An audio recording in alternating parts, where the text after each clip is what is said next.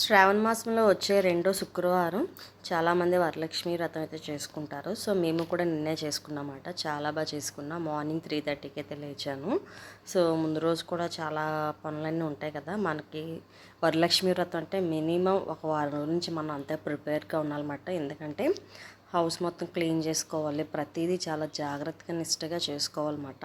So నేను వచ్చేసి ఎక్కువగా పూజలు అయితే అంత ఇంట్రెస్ట్గా చేయను, బట్ ఇలాంటివి వచ్చేటప్పుడు మటుకు కొద్దిగా జాగ్రత్తగా చాలా ఇదిగా చేసుకుంటాను అనమాట. సో వరలక్ష్మి వ్రతం అన్నది మనకి మన కుటుంబానికి చాలా మంచిది. ఆర్థికంగా కూడా చాలా బాగా ఇదవుతుందన్నమాట. మనం ఎంత బాగా పూజ చేస్తే అంత మంచిదన్నమాట. సో తెలియక తప్పులు ఎన్నో చేస్తూ ఉంటాము.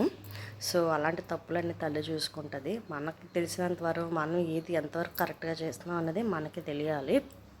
సో ఇంకా మేమైతే ఈ ఇయర్ అయితే నేనైతే 9 రకాలు పెట్టాము. ఎప్పుడూ 5 రకాలు పెడతాము, బట్ అందులో ఈ ఇయర్ ఏంటంటే స్పెషల్. సో మేము ఇంట్లోకి వచ్చిన తర్వాత ఫస్ట్ వచ్చి 2 ఇయర్స్ అయిపోతుంది, బట్ 3 ఇయర్స్ నుంచి మాకేంటంటే కొద్దిగా డిస్టర్బెన్సెస్ రావడం వల్ల సో మేము చేసుకోలేకపోయామన్నమాట, చేసుకోకూడదని చెప్పేసి అని. బట్ ఈ ఇయర్ అయితే మటుకు అన్నీ బాగా కుదిరాయి. సో ఈ ఇయర్ కూడా ఏమైనా ప్రాబ్లం అవుతుందా అని చెప్పేసి అని అనుకున్నాను, బట్ ఈ ఇయర్ కూడా చాలా హ్యాపీగా చాలా బాగా జరిగింది. నిజంగా ఎప్పుడు హడావిడితో చేసేవారం, బట్ ఈ ఇయర్ అలా కాదు, చాలా ప్రశాంతంగా చేసుకున్నాము. అందులో ఫస్ట్ టైం 9 రకాలు వండి పెట్టాను. నిజంగాన ఆ తల్లి ఇచ్చిన శక్తి అదంతానా. సో నేను వచ్చేసి ఇంకా పులిహోర, బూరె, చప్పడగారులు, బెల్లంగారులు, నూకప్రసాదం, సేమియా, పరవాన్నం, దద్దోజనం, శనగలు, వడపప్పు, బెల్లం అన్నమాట. అండ్ ఫ్రూట్స్, తర్వాత మనం అరటిపళ్ళు ఇవన్నీ కామనే కదా, ఒక 5 రకాల ఫ్రూట్స్ అయితే తీసుకొచ్చాము. సో మనం ఇన్ని బయట కొని తెచ్చినా సరే మన చేతితో భక్తిగా ఇంట్లో తల్లికి చేసి పెట్టేది ఒక్క ప్రసాదమైన చాలు. సో బయట నుంచి తెచ్చే వాటిని శుభ్రంగా క్లీన్ చేసుకొని పెట్టుకుంటే మంచిది. ఎందుకంటే అవి ఎక్కడెక్కడో తిరిగి వస్తూ ఉంటాయి కాబట్టి కొద్దిగా శుద్ధి చేసేసి పసుపు నీళ్ళతో కడిగేసి తల్లి దగ్గర పెట్టి పూజించుకున్నాము మేమైతే. అండ్ ఈ ఇయర్ అయితే ఇలాగా హ్యాపీగా జరిగింది మా పూజ.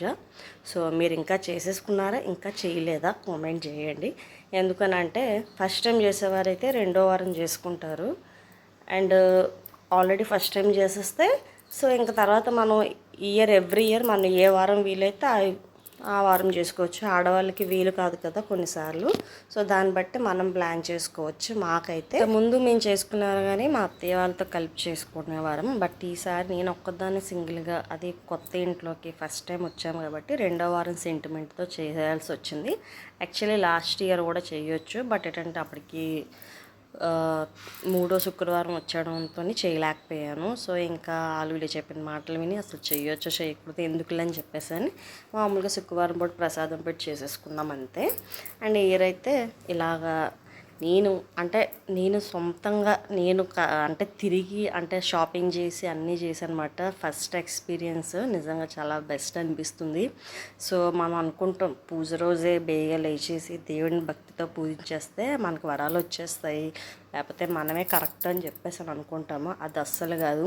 పూజ ముందు రోజు వరకు మనం ఎంత కష్టపడతామో ఆ తల్లికి తెలుసు. అది అసలు పూజ.